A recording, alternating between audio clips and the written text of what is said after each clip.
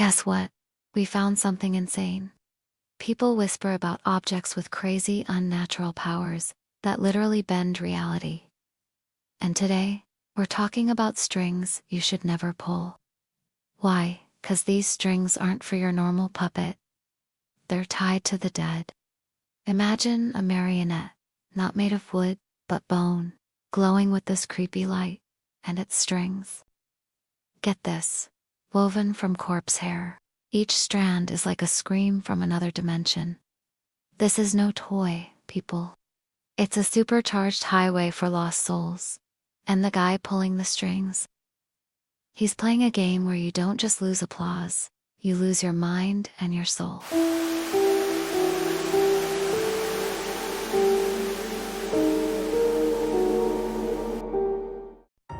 Alright, picture this. A super creepy, old theater. The Grand Theater Macabre. And yeah, it's as spooky as it sounds. It's falling apart, and inside lives this guy, Alistair Finch. This dude is seriously down bad. Grief totally wrecked him after he lost his wife Alara. He used to be this amazing piano player, but now, his hands just shake. He inherited this theater from some random, weird uncle who was into some seriously dark stuff. Alistair just wanted a place to be sad, but this theater, it's got bad vibes. The stage itself feels like it's waiting for something terrible. One day, Alistair's digging through old props, in this room that smells like mothballs and something way worse. Like dead things, and bam, he finds it. This thing is wild. Not a normal puppet, more like a 2-foot-tall statue made of yellowed animal bone. Its face, a permanent, creepy grin, and its eyes are just empty. And the strings, you won't believe this. They're not cotton, they're thick and made of human hair, all matted together with these tiny barbs. This puppet is straight up necromancy. He should have torched it, right? Thrown it in a river. But then this crazy idea hits him. Alara's gone.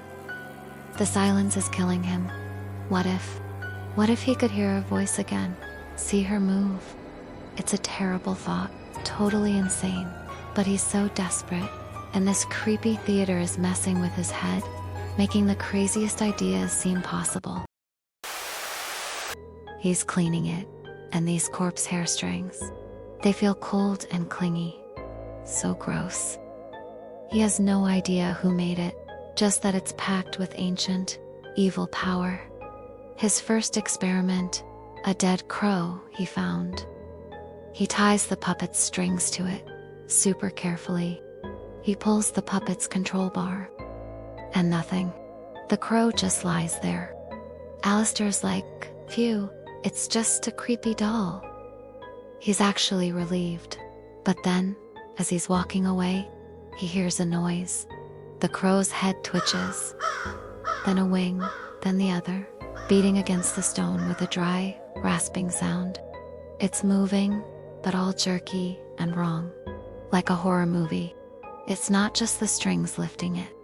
It's like it's reanimated from the inside, its dead eyes glowing. Alistair's freaking out, but also kinda thrilled. The bone puppet itself seems to be pulsating with light. This messed up success makes him bolder. The theater is isolated. The local villagers are already scared of the place. No one will know. He misses Alara so much. So what does he do? He digs up a body from the local graveyard. A guy named Thomas, who died recently. Digging up a grave. Can you imagine? This is next level crazy, fueled by his sadness and the puppet, which is practically vibrating with power. Back at the theater, on the massive, dusty stage, Alistair hooks Thomas's corpse up to the puppet strings. These disgusting hair strings sink into the cold skin. Yikes. He lifts the control bar. Heart pounding. He pulls, and Thomas's body rises. Not like a puppet, but like he's waking up from some nightmare. His movements are all disjointed and terrifying. Like the crow, his head empty, milky eyes stare right at Alistair. A sound comes out of the corpse, like a dry, rattling sigh. Alistair feels this insane rush of power, then instantly feels sick. This is an abomination. He's playing God. But a tiny part of him, the part that Mrs. Alara feels this dark when the silence is broken, even if it's by a reanimated corpse. The shock wears off, and Alistair gets sucked deeper into this. He starts making reanimated Thomas do chores, moving stuff, sweeping. The corpse obeys, always with those creepy, unnatural movements that just scream wrong. But here's where it gets worse. Sometimes, Thomas seems to show flickers of his old self, like he's trapped in there. These moments are pure horror, reminding Alistair he's messing with actual souls. He even starts talking to Thomas, at him. Tells him about Alara, how lonely he is. The corpse just stares with those dead eyes, making creepy guttural sounds. Alistair actually convinces himself they're having conversations. He's not alone anymore. Right, wrong. The bone puppet. It's like it's becoming the boss. It sits there, watching him, its hollow eyes just knowing. The corpse hair strings sometimes twitch by themselves, like they're hungry for more. Alistair feels this pull, this need to use the puppet's power. He's losing his mind, guys. The theater is making him paranoid. He stops eating, can't sleep without nightmares. He gets even more obsessed. If he can reanimate Thomas, he can bring back Alara. This insane idea becomes his everything. He goes to her grave, totally terrified but also desperate, digging up his own wife. This is the ultimate betrayal, but the puppet's promising to end his loneliness, and he can't resist. He brings Alara's body back to the theater, to their old stage. Attaching the strings is like some sick joke. He's talking to her, promising they'll be together again, totally unhinged. He pulls the strings, and Alara's body rises. She looks like herself, but not. Her movements are almost graceful, but still totally unnatural. But her eyes, this is what breaks Alistair. They aren't empty like Thomas's. They're full of this deep, endless sadness and accusation. Alistair, her voice is a dry whisper, but it's her. Why? That one word hits him. He tries to explain. But the Alara in front of him isn't his Alara. She's a puppet, her soul trapped and tortured. He tries to make her dance, but it's just awful. Her sad eyes staring at him. He starts to realize the puppet isn't a tool, it's a parasite, feeding on his grief, and maybe the souls it traps. He's not the puppeteer anymore. He's a prisoner of its power. The whispers he thought were in his head, they're coming from the bone puppet, pushing him to do more the villagers. They start noticing weird lights and creepy sounds from the theater. The old stories about Finch's uncle doing dark magic, they're all coming back, big time. Alistair wanted to be alone, but now he's trapped in his own horror show. And every time he uses the puppet, it feels like he's ripping a hole between worlds. The theater gets colder, the shadows deeper, and way more active. This is where it all goes completely insane. The puppet starts to cash in on its terrible deal with Alistair. The corpse hair strings tighten, not just on the dead bodies, but on Alistair himself. He feels these sharp pulls in his own arms and legs, this icy dread whenever he's not holding the control bar. The puppet, with its grinning skull face, looks like it's won.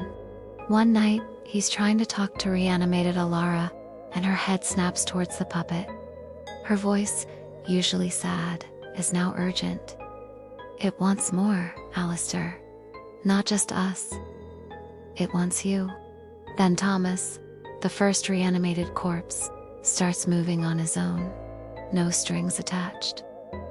Well, not Alistair's strings. His milky eyes fix on Alistair with this new, predatory look.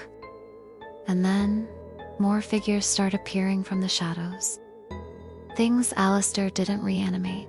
Spectral shapes, slithering, crawling things, all drawn by the puppet's insane power. The air is crackling with evil energy. The dead aren't his puppets anymore. They're an army, and the bone puppet is their general. Alistair is in full panic mode.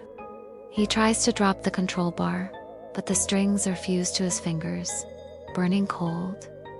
He looks at his hands and screams. Tiny, hair-like threads are growing out of his own skin, twisting with the puppet's strings. He's being woven into it. The puppet isn't just controlling the dead, it's eating its master. Reanimated Alara lunges, not at Alistair, but at the bone puppet. Furious. Release him. She shrieks, her voice supernaturally loud. She claws at the puppet, but her ghostly hands pass right through it. Thomas and a bunch of other rotting corpses that crawled out of nowhere start closing in on Alistair. They're not jerky anymore. They're coming for him. This is some kind of demonic dance party, and he's the main event. Their dead eyes are just hungry, reflecting the puppet's endless evil. He can feel their cold breath, smell the grave on them. This is the price, Alistair. A voice booms, not from one corpse, but from everywhere, from the puppet itself. It's a chorus of tortured souls. You played God, and now you join us. You wanted to control death, now death controls you. Pure terror gives Alistair a shot of adrenaline. He fights back, kicking, trying to escape the corpses and the strings that are trying to tear him apart. He has to destroy the puppet. It's the only way. He stumbles towards the fireplace, where a few embers are still glowing. If he can just throw it in the fire, Alara's spirit, or whatever is moving her body, sees his plan. She throws herself at the other figures, trying to buy him precious seconds, her sad cries turning into battle shrieks. Alistair grabs the bone puppet. It's freezing cold but vibrating with this sick energy. He can feel the trapped souls inside, screaming, as he fights his way to the fireplace. The strings tighten horribly, pulling at his skin. The puppet's grinning skull seems to mock him, its eyes burning with hellfire. He has to let go. Of everything. Of Alara. Of his crazy desire to change the past. He has to accept what he tried so hard to run from. With a massive, desperate roar, Alistair lunges for the fireplace. He ignores the insane pain as the strings rip into him, ignores the dead hands grabbing at him. He shoves the bone puppet into the embers, then starts piling on anything he can find. Wood, old papers, anything that burned. For a second, nothing. Then, with a sound like 1,000 screaming souls, the puppet starts to smoke. The bone glows red hot, then black. The corpse hair strings sizzle and twist like burning snakes, releasing this disgusting, choking smoke. As the puppet catches fire, the corpses on stage freeze. Thomas, Alara, all the others, stopped dead. Then, one by one, they crumble into dust and shadows, like their evil energy is being sucked into the fire with their master. Alara's form lasts the longest. She turns to Alistair, her sad eyes now showing gratitude, peace. Then, she's gone, with a final whisper, "Thank you." The strings attached to Alistair snap, one after another. The release is so sudden he collapses, gasping for air. The pain is unbelievable, but it's a clean, physical pain, almost a relief after the nightmare he's been through. He lies there, surrounded by the dust of the dead, watching the bone puppet burn, its grinning face twisting in the flames, before it finally turns into a pile of charred bits. The fire dies down, leaving the theater in this huge, echoing silence. A real silence this time. Not creepy and watchful, but empty, peaceful, and just sad.